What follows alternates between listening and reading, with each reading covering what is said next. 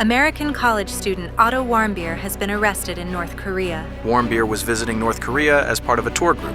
I understand the severity of my crime. North Korean authorities say he was detained over an alleged incident at his hotel. Please save my life. I have made the worst mistake of my life.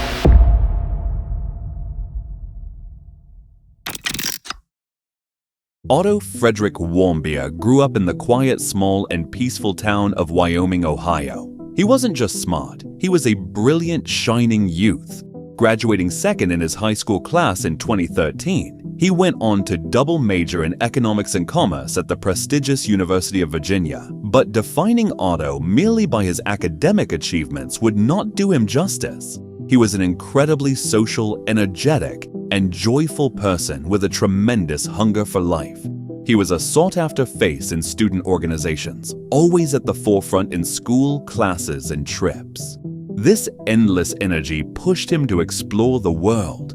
He had traveled all over Europe, wandered through the streets of Cuba, and explored the wild landscapes of Ecuador. Towards the end of 2015, during his third year of university, he decided to spend a semester in Hong Kong.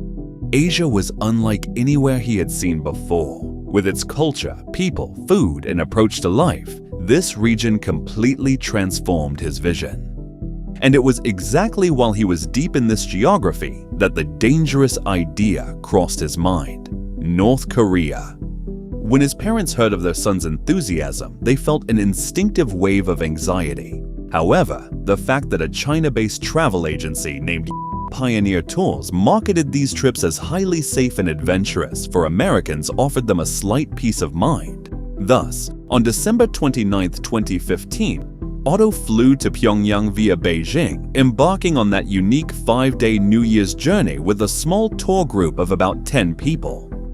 The 21-year-old was completely unaware that he was flying straight into the worst nightmare of his life. North Korea is like an isolated parallel universe that the outside world can only peek at through a keyhole. Every step tourists take is strictly controlled, every glance monitored 24/7. The capital Pyongyang, where Otto set foot, was the most massive, concrete, and oppressive showcase of this closed regime.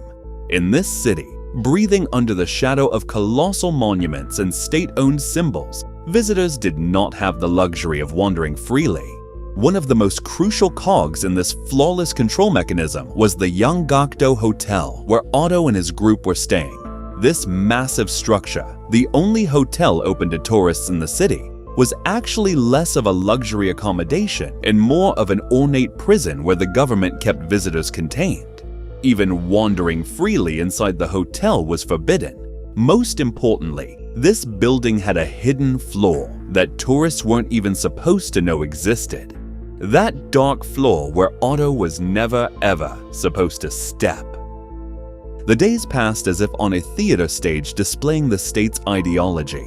Tourists were only led through approved areas under the strict supervision of state-appointed guides.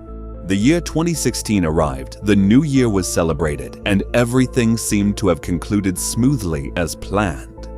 On January 2, 2016, the group arrived at Pyongyang International Airport for their return trip, happy and content. They were passing through security to board the flight back to China. While in the security line, North Korean officials suddenly appeared.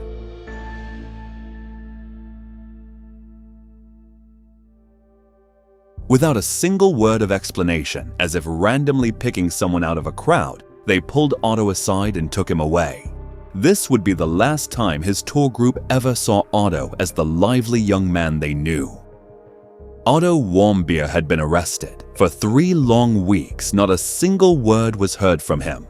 North Korean authorities retreated into a deep silence over why this 21-year-old American student had been so hastily detained.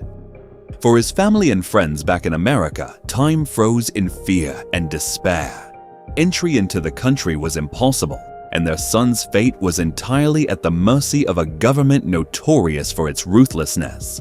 Towards the end of January, Pyongyang finally broke its silence. North Korean authorities announced that an American university student had been officially arrested for allegedly planning hostile acts against the state. According to North Korean authorities, Otto Warmbier was not merely a tourist who had made a reckless mistake. He was portrayed as someone acting against North Korea itself. Their evidence was a blurry security camera recording broadcast by state media. The footage allegedly showed Otto entering a restricted staff-only floor of the Yanggakdo International Hotel and attempting to remove a political propaganda poster from the wall. To most of the outside world, it looked like a foolish act involving a piece of paper. But in North Korea, where political symbols are treated as sacred extensions of the regime, this was framed as an unforgivable crime, an attempt to insult and undermine the leadership. After weeks in isolation, in a country where he did not know the language and had no real control over what was happening to him, Otto was brought before the cameras in February. He stood in a conference room surrounded by journalists. He had been dressed in a white jacket. His head was bowed, his shoulders collapsed inward, and his face carried the look of someone who had been broken long before the cameras started recording. Then he began to speak. Through tears, Otto delivered what appeared to be a carefully prepared confession. On the early morning of January 1st, 2016, I committed my crime of taking out the important political slogan from the staff-only area of the Yanggakdo International Hotel, aimed at harming the work ethic and the motivation of the Korean people. I understand the severity of my crime, and I have no idea what sort of penalty I may face, but I am begging to the Korean people and government for my forgiveness.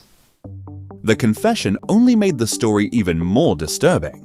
According to North Korea, Otto had not acted alone. The regime claimed he'd been encouraged by a church group in the United States and a secret university society known as the Z Society. To Otto's family and to many watching from abroad, the accusations sounded surreal. Maybe he had tried to take the poster as a souvenir. Maybe he had made a reckless mistake out of the careless excitement of being 21 years old in a country he did not fully understand. But this was not espionage. It was not violence. It was not murder. It was a poster on a wall. On March 16, 2016, the final act of this staged judicial process took place. Otto was brought before North Korea's Supreme Court. The trial lasted only a short time, but the sentence was devastating. The court found him guilty and sentenced him to 15 years of hard labor. It was one of the harshest sentences ever handed down to a foreigner in North Korea. And after that brief trial, Otto Warmbier disappeared once again into the unknown. After Otto's sentence was finalized, North Korea closed the door almost completely. Swedish diplomats who represented American interests in Pyongyang were not given regular access to him. Independent observers were kept away. His family was left with silence, uncertainty, and the unbearable question of what was happening to their son behind those walls. The administration of then US President Barack Obama tried to secure Otto's release through diplomatic channels, but progress was slow and limited. North Korea was already becoming more isolated and more confrontational.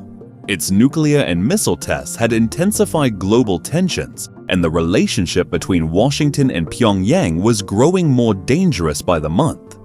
In the middle of that international crisis, the life of a 21-year-old college student had become a small but painful piece on a much larger chessboard. Months passed. The silence deepened. Then, in 2017, the administration in Washington changed. Donald Trump became president of the United States, and his approach toward North Korea was far more aggressive and direct than Obama's. The language between the two countries became sharper, the threats became louder, the atmosphere became even more unpredictable. Behind the scenes, Otto's case remained unresolved, and by then, holding him may no longer have been useful for North Korea. What had once been a bargaining chip was beginning to look like a dangerous burden. In June 2017, after 17 months of captivity, North Korea suddenly announced that Otto Warmbier would be returned to the United States. Officials in Pyongyang claimed they were releasing him on humanitarian grounds. For his family, the news should have been a moment of relief. After more than a year of fear, silence, and unanswered questions, their son was finally coming home. When the plane landed, the person carried off the aircraft was not the vibrant young man they remembered. Otto was unresponsive. He could not speak. He could not communicate. He showed no sign of understanding where he was or who was around him. North Korea's explanation was chilling. According to Pyongyang, Otto had contracted botulism shortly after his trial and had then fallen into a coma after taking a sleeping pill. In other words, North Korea claimed that Otto had been in this condition for more than a year and that they had hidden it from the outside world the entire time. As soon as he arrived in Cincinnati, Otto was taken to the intensive care unit. American doctors quickly found that the story did not add up. They found no clear evidence of botulism. Brain scans revealed something far more severe. Otto had suffered massive, irreversible brain damage caused by a lack of oxygen. Nearly every part of his brain had been affected. At the same time, doctors found no obvious signs of broken bones or physical trauma that would clearly explain what had happened to him. That only deepened the mystery. What caused the oxygen deprivation? Was it medical neglect? Did something happen during an interrogation? Was there an accident that North Korea never admitted? Or was the truth something even darker? No one outside that closed system could say for certain. What was clear was that Otto Warmbier had been returned alive only in the most technical sense. His body was still breathing, but the young man his family had known was gone. After Otto's return, his father, Fred Warmbier, appeared before the press. He wore the same light-colored jacket Otto had worn during the forced confession video in North Korea. It was a small detail, but an unforgettable one. His grief was visible. So was his anger.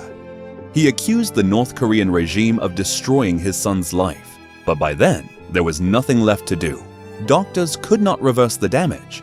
Otto's brain had suffered too much. His family was now faced with the most devastating decision any family could imagine. On June 19, 2017, just 6 days after returning to the United States, Otto Warmbier died in a hospital room in Cincinnati. He was 22 years old. A young man who had set out to see the world had lost his life after allegedly touching a poster on a hotel wall. Behind him, he left a grieving family, a diplomatic crisis between two nations, a U.S. travel ban on North Korea, and countless unanswered questions. Was his arrest at the airport really a coincidence? Was the blurry figure in the security footage truly him? How did Otto end up like this? The answers never came.